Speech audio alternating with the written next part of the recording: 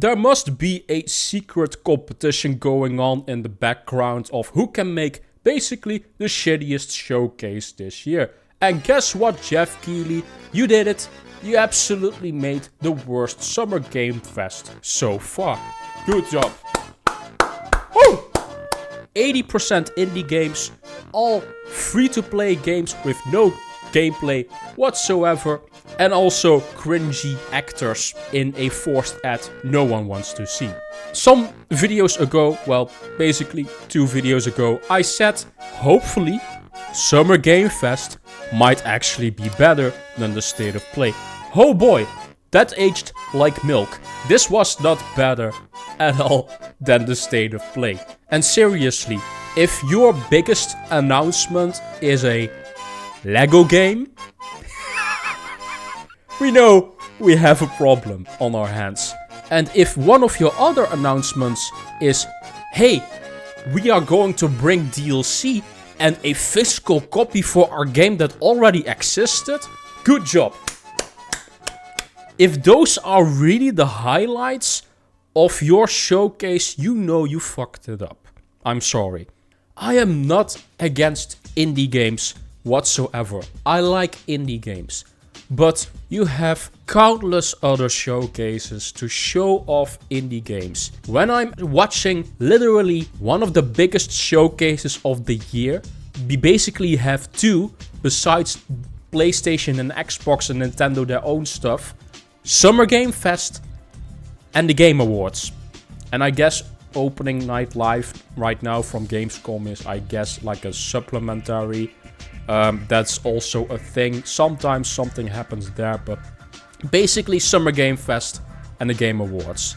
I expect the bigger players that make AAA games to show up at least at these 2. I'm sorry, if I have those expectations, I do. I want to see the bigger players have some stuff for basically the E3 replacement.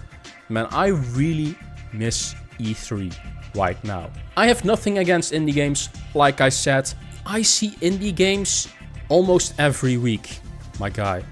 But Max, game development takes very long right now, so that's why there are no AAA games to announce. Yes, little Timmy, that's common knowledge. I know that. But guess what? There are a lot of AAA and AA games that have already been announced long ago, and we need to see an update for, and we aren't seeing them here. And they aren't new. And they don't need to be new. I can go through my list and show you some examples. Wolverine, Star Wars Knights of the Old Republic, Stalker 2, The Outer Worlds 2, Dragon Quest 12, Kingdom Hearts 4, Prince of Persia, Sands of Time Remake, Perfect Dark, Dragon Age, The Veil Guard, Avowed, Black Myth Wukong. Oh wait a minute, that was actually here, but it was just some weird cinematic, not even gameplay, even though that game is launching in 2 months. The Wolf Among Us, with a 2024 window. Pragmata, Crimson Desert, that has been shown off like 3-4 times already. Star Wars Eclipse, Wonder Woman, Greedfall 2, Routine, Assassin's Creed Shadows, the Iron Man game, Silent Hill F, The Witcher Remake, Judas, Death Stranding 2, Decapolis, Metal Gear Solid 3 Delta, Clockwork Revolution, Jet Set Radio Remake, Exodus, Marvel 1943, and many, many more. These were just some examples of AAA and AA games that have been already announced. Some of them long ago. They could pick any of these to have some sort of an update, but God forbid, no. This Summer Game Fest was, I don't like to say it, but extremely mid. So let's quickly just go over the stuff that was basically there and that got me excited. I quickly wanted to start with probably the most cringe announcement I have seen at this showcase basically there was an update for Skate. They basically start with this absolute cringe real life live action thing about M Corp. I don't know what the Skate lore is at all. What I found so funny when they show off the gameplay, it's pre-alpha gameplay. I'm going to just title the whole video pre-alpha summer showcase in the title or something like that. This needs to become a meme. What? How long has that game been in development right now? Then the actual basically biggest announcement that I thought was the best announcement was Phantom Blade Zero. I thought Phantom Blade Zero would show up at the PlayStation Showcase State of Play. And it didn't happen at all. It showed up at Summer Game Fest. I don't mind that. The gameplay that they show here is absolutely, in my opinion, the highlight. It was also the last game, so they kept at least the best for last. Monster Hunter Wilds basically got a second trailer. I'm not the biggest fan of Monster Hunter at all. I will say it looked like there is a bit more story stuff here, or at least there are characters talking to each other. So that might excite me a bit to check out Monster Hunter Wilds at least. Star Wars Outlaws was there with just like an update trailer. And I will say it looks good from what I'm seeing here. It is in-game. But basically they were like, yeah, if you want to see the gameplay, check out our own stuff, our own showcase. Kind of a waste of my time. Black Myth Wukong. Look, I'm very hyped for Black Myth Wukong. This is the only Souls-like game I'm going to give an exception. Because it looks so good.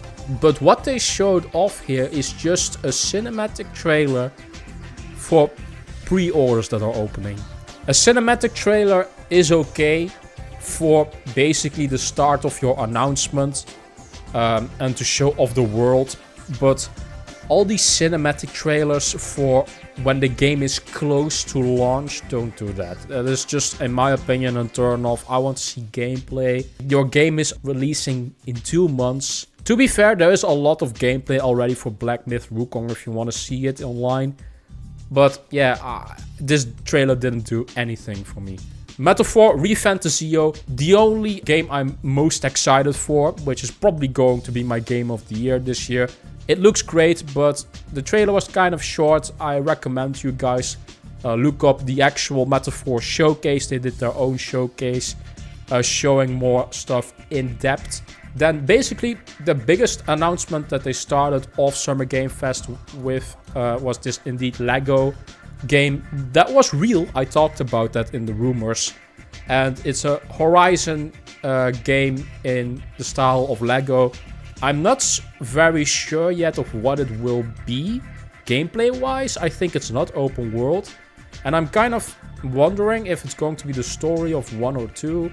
Is it going to be combined? Is it canon? All that stuff, we don't know that yet. But graphically, it looks pretty nice to me. But this is not like a game that's going to wow everyone.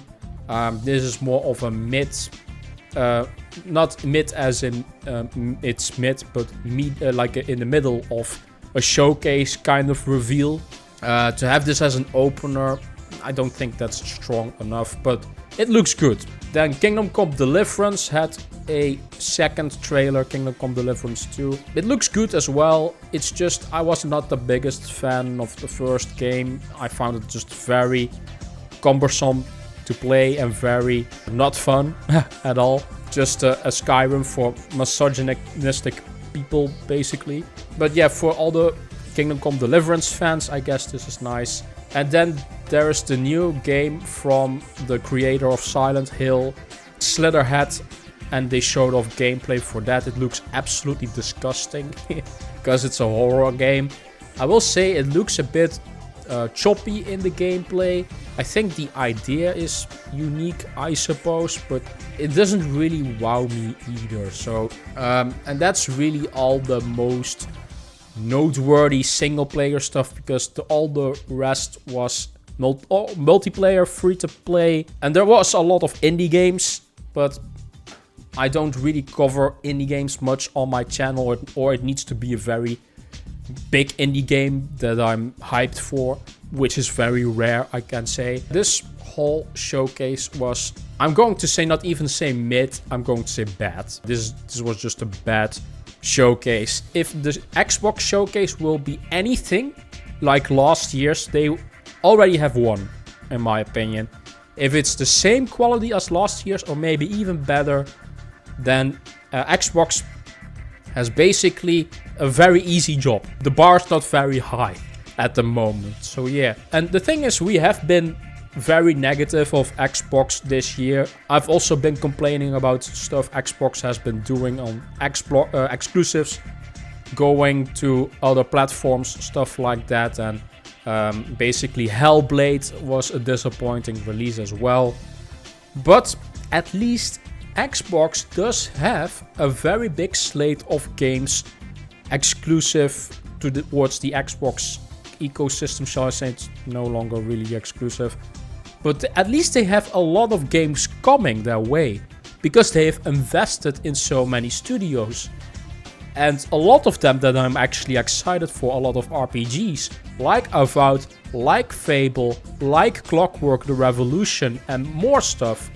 I've seen the rumors for what's going to come at Showcase, and if they are true, my man, there are more AAA games there than State of Play or Summer Game Fest combined. So let me know in the comment section down below, what do you guys think of the Summer Game Fest stuff. Let's quickly do a comment of the day. This is from my Final Fantasy IX remake, Kingdom Hearts 4 rumor video, and Metal Gear Solid.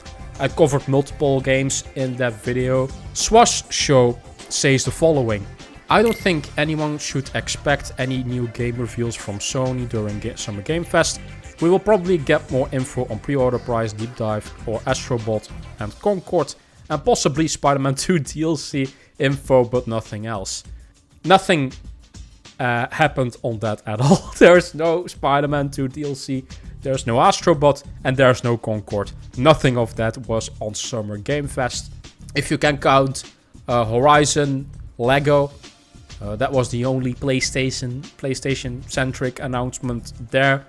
Gorilla does help with that game, so I guess there was some first party, I guess.